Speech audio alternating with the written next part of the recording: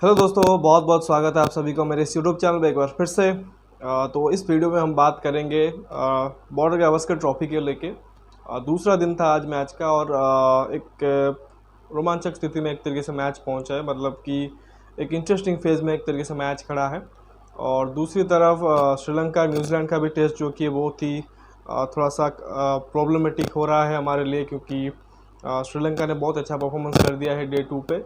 और बाकी south Africa जो कि है वो सीरीज जीत के बहुत ज़्यादा करीब है और होपफुली जो चौथा दिन है कल ही हमको रिजल्ट मिल जाएगा और साउथ अफ्रीका जो कि वो टेस्ट श्रृंखला भी जीत सकता है वेस्ट इंडीज़ के साथ। तो ओवरऑल बात करेंगे तीनों मैचेस के बारे में, लेकिन बेसिक जो फोकस रहेगा हमारा अपने टीम के ऊपर, WTC के ऊपर, WTC को लेकर इंडिया और ऑस्ट्रेलिया की बात करेंगे। तो देखिए, कल जो फर्स्ट डे था स्कोर था 255 पर 4 ऑस्ट्रेलिया का।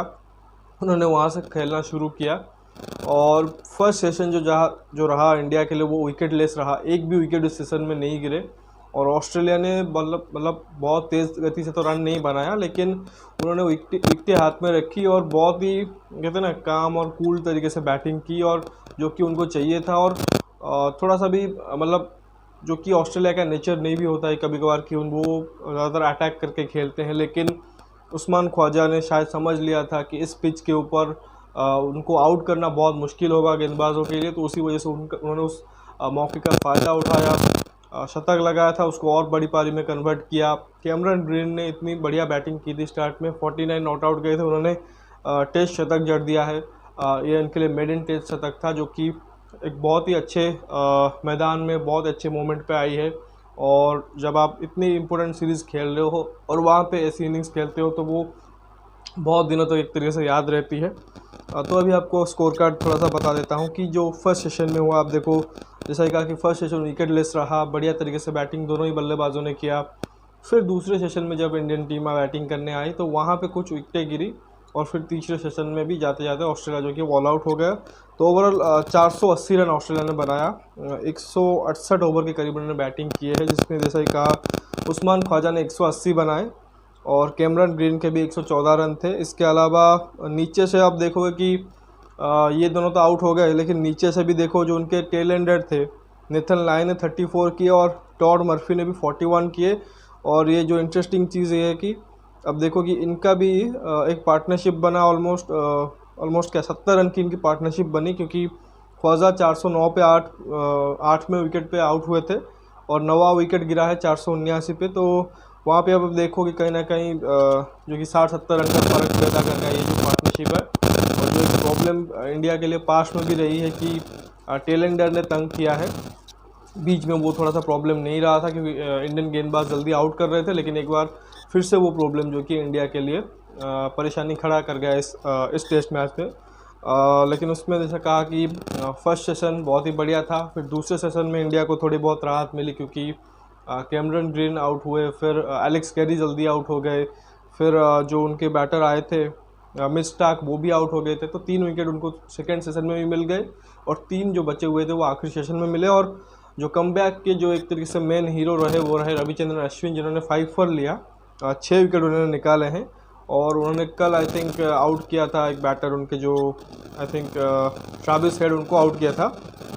बाकी के जो 5 विकेट थे, दिन में 6 विकेट थे, उनमें से उन्होंने 5 विकेट आउट किए और एक जो विकेट मिला वो मिला रविंद्र जडेजा को। जडेजा ने भी आउट किया, अक्षर पटेल ने आउट किया उस्मान ख्वाजा को। इसके अलावा आप देखोगे कि सारे के सारे जो विकेट थे वो अश्विन नहीं लिए, उन्होंने पहले ग्रीन को आउट किया, फिर आप देखो कि मिच स्टार्क को आउट किया, एलेक्स कैरी को आउट किया, फिर मिच स्टार्क को आउट किया, लायन हो मर्फी हो, तो सभी को उन्होंने आउट किया है आज।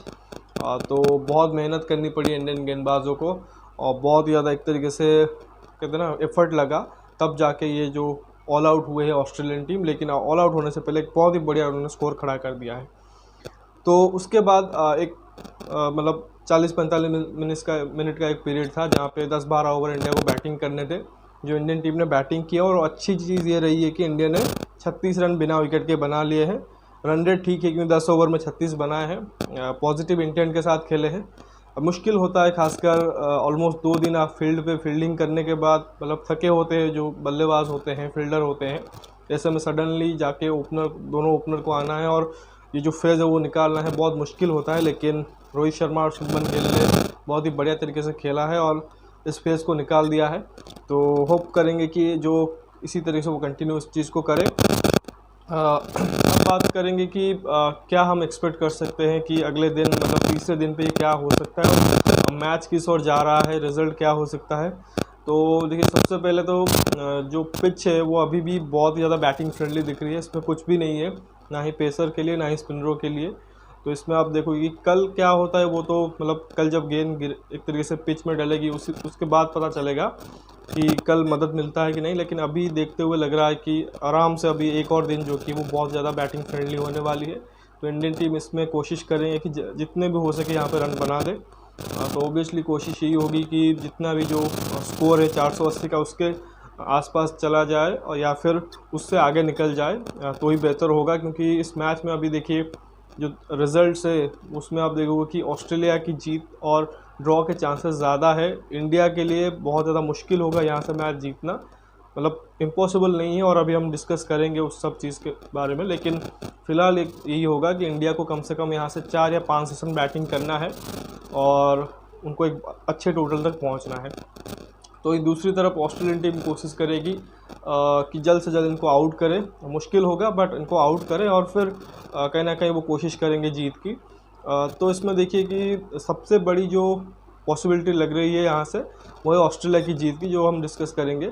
क्योंकि मोस्ट रिसेंटली अगर आप किसी मैच का रेफरेंस ड्रॉ करोगे इस टेस्ट मैच को, वो होगा 2021 में जो चेन्नई टेस्ट मैच हुआ था। क्योंकि उसके अलावा आप देखो जितने भी मैचेस हुए हैं वो ऑलमोस्ट स्पिन फ्रेंडली ट्रैक पे हुए हैं। ये एक ऐसा ट्रैक है जो उस चेन्नई ट्रैक जैसा ही एक तरीके से बना हुआ है। और उसमें भी आप देखोगे, अगर आप याद कर पाओगे तो अभी मैं आपको एग्जैक्ट बता देता हूँ। क्योंकि चेन्नई टेस्ट में इंग्लैंड ने फर्स्ट बैटिंग किया था और 578 के करीब उन्होंने रन बनाए थे। और फिर इंडिया जो कि वो 336 रन तक ऑल आउट हो गए थे। तो यानी कि 241 रन की लीड थी इंग्लैंड के फर्स्ट इनिंग्स में। और फिर दूसरी इनिंग्स में वो आए और 178 या 179 ऑल आउट हो गए थे। और फिर आप देखोगे कि एक बहुत बड़ा टोटल 420 या 19 का शायद टोटल था जो इंडिया को मिला था। और जवाब में इंडिया 190 के आसपास ऑल आउट हो गए थे फोर्थ इनिंग्स में और 227 रन से वो मैच हार गए थे। तो ऑलमोस्ट उसी का एक तरीके से रेफरेंस यहाँ पे ड्रॉ कर रहे हैं लोग कि वही मैच हो सकता है। लेकिन इसमें आप देखो ड्रॉ भी पॉसिबल हो सकता है और इंडिया भी जीत भी सकती है, लेकिन उसके चांसेस कम है। लेकिन मैं आपको 2016 के सीरीज़ में ले जाता हूँ, वही इंग्लैंड और इंडिया का सीरीज़ है। और क्योंकि मैं वही देख रहा था, क्योंकि ज़्यादातर लोग यही डिस्कशन हो रहा है सोशल मीडिया या एक्सपर्ट से कि ये मैच जो कि ऑस्ट्रेलिया जीत सकती है ज़्यादातर। लेकिन मुझे 2016 का भी सीरीज़ याद आया कि उस मैच में भी कुछ ऐसे ही इंस्टेंसेस बने थे और मैचेस वहाँ से इंडिया ने जीता था और ड्रॉ भी किया था। तो एग्जैक्टली मैं आपको उस टेस्ट श्रृंखला जो कि घर पे इंडिया ने खेला था इंग्लैंड के साथ वो बताता हूँ। देखो फर्स्ट मैच में देखो जो कि राजकोट में खेला गया था। अगर आप देखो कि फर्स्ट इनिंग्स में इंग्लैंड ने बैटिंग किया था और 537 रन किए थे। ऑलमोस्ट 160 ओवर वो खेल गए थे। फिर देखो इंडिया का जो फर्स्ट इनिंग्स आया, इस इंडिया ने 162 ओवर खेला और 488 किए। यानी कि आप देखोगे कि लीड बहुत ज़्यादा इंग्लैंड के पास नहीं थी।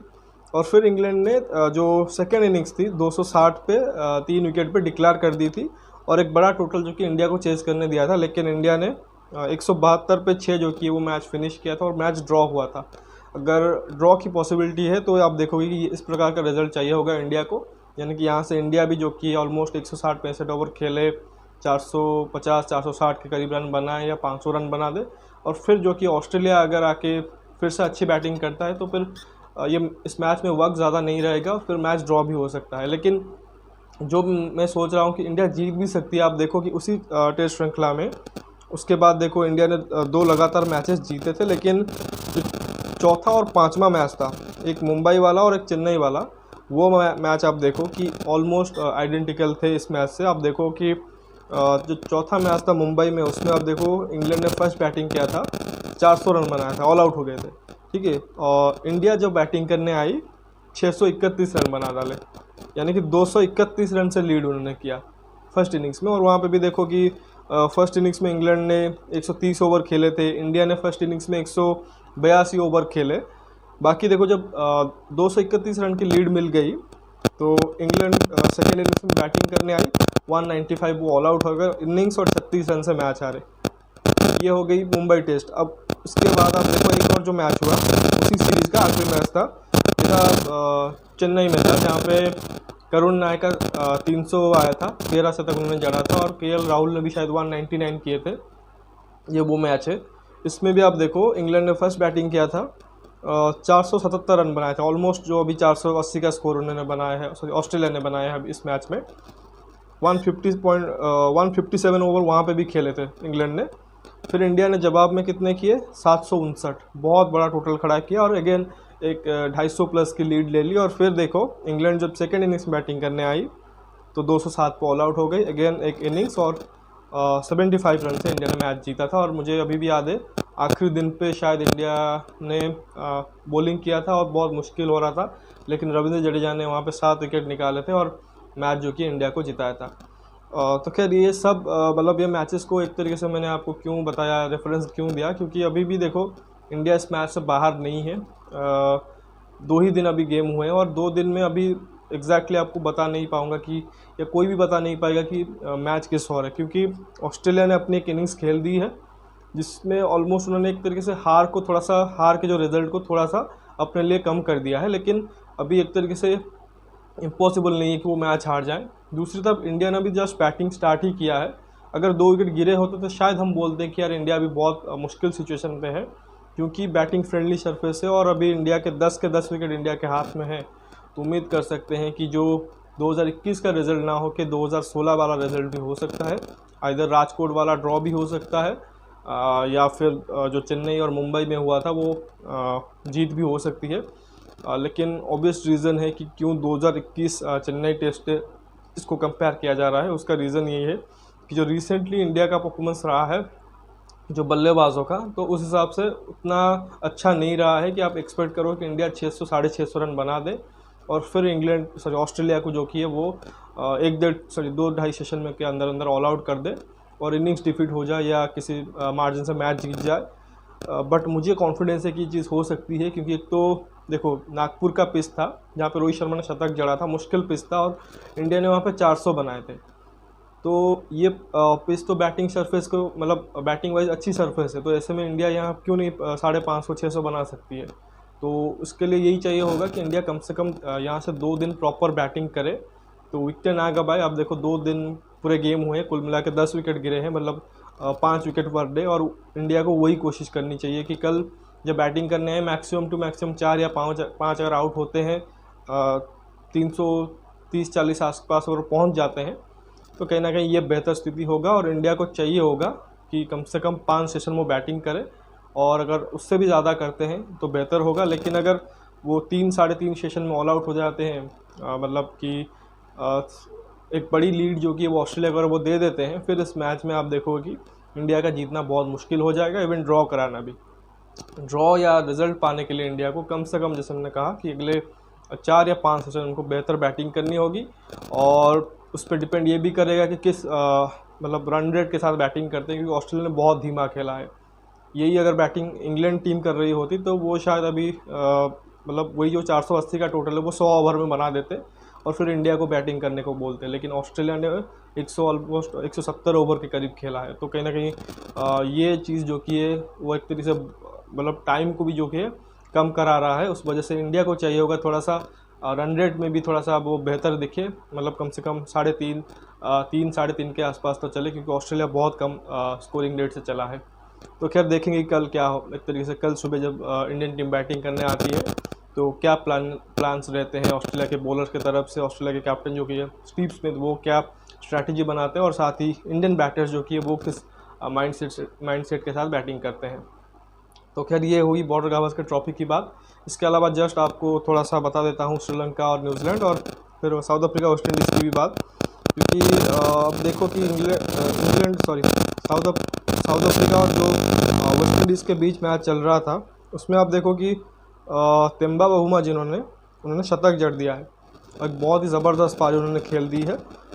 तो उसके चलते क्या हुआ है, जो साउथ अफ्रीका है वो अभी विनिंग पोजीशन पे आ गया है डे 3 के स्टम्प्स होने तक 287 पे साथ है साउथ अफ्रीका, और अभी वो करंटली 356 रन से लीड कर रहे हैं। यानी कि जो मैं कल भी बोल रहा था कि अगर यहाँ से वो 280 200 300 तक पहुँच जाते हैं तो फिर चैलेंजिंग टोटल ऑलरेडी बन जाएगा वेस्ट इंडीज़ के लिए, और वही हुआ है। अभी देखो तेम्बा बवुमा 171 पे नॉट आउट है, तो यानी कि अभी यहाँ से 3 विकेट साउथ अफ्रीका के पास बाकी है, और यहाँ से वो 400 के करीब तो जाएंगे। और फिर आप चौथे इनिंग्स में वेस्ट इंडीज़ से एक्सपेक्ट नहीं करते कि वो 400 चेज कर दे। तो ये मैच जो कि मुझे लग रहा है कि कल ख़त्म हो सकता है, और थोड़ा सा भी अगर वेस्ट इंडीज़ फाइट दे तो मैच आखिरी दिन पे भी जा सकता है। बाकी जो श्रीलंका और न्यूजीलैंड वाला मैच भी देखिए, वो सबसे पहले ख़त्म हुआ था क्योंकि बहुत सुबह शुरू हो रहा है। 355 जैसे मैंने कहा श्रीलंका ने बनाया था, और जवाब में आप देखो कि 300 कुछ 7 विकेट या 6 विकेट उनके गिरे हुए थे फर्स्ट डे पे। 355 वो ऑल आउट हो गए हैं। जवाब में न्यूजीलैंड 162 पर अभी 5 है, तो अभी 193 रन से पीछे हैं, और अभी 5 विकेट न्यूजीलैंड के हाथ में है। लेकिन श्रीलंका के पास अभी बहुत अच्छा कंट्रोल है। न्यूजीलैंड की तरफ से अभी यह देखो कि टॉम लेथम जो उनके ओपनर थे उन्होंने 67 किए, डेवन कॉर्नर ने भी 30 किए हैं, बाकी डेरल मिचेल अभी 40 बना के नॉट आउट है।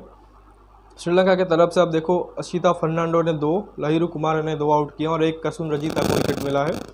और इससे पहले जब श्रीलंका ऑल आउट हुई थी 355 में, उसमें देखो कि उनके जो कप्तान है न्यूजीलैंड के टीम साउदी ने 5 फॉर लिया था, और उसके अलावा मैट हेनरी ने 4 आउट किए थे, और 1 विकेट माइकल ब्रेसवेल को भी मिला था। तो श्रीलंका अभी स्ट्रॉन्ग पोजीशन पे है, और कहीं ना कहीं ये न्यूजीलैंड के लिए टेंशन की बात है, उससे ज़्यादा टेंशन इंडियन कैप में ज़रूर होगा, क्योंकि श्रीलंका अभी भी अलाइव है WTC के फाइनल के रेस में। तो उम्मीद करेंगे कल सुबह जब एक तरीके से श्रीलंका एक तरह से बॉलिंग करने आए तो न्यूजीलैंड अच्छी बैटिंग करे, और इस मैच को थोड़ा सा वो मुश्किल बनाए श्रीलंका के लिए। बाकी इंडिया के मतलब इंडिया को खुद से तो अच्छा खेलना ही होगा, तो देखते हैं कि कल क्या रिजल्ट होता है। तो अभी बस इस वीडियो में बस इतना ही। वीडियो अगर आपको अच्छा लगा तो प्लीज़ इस वीडियो को लाइक कर दीजिए, साथ ही चैनल को सब्सक्राइब ज़रूर कीजिए, और दोस्तों तक शेयर भी कीजिए।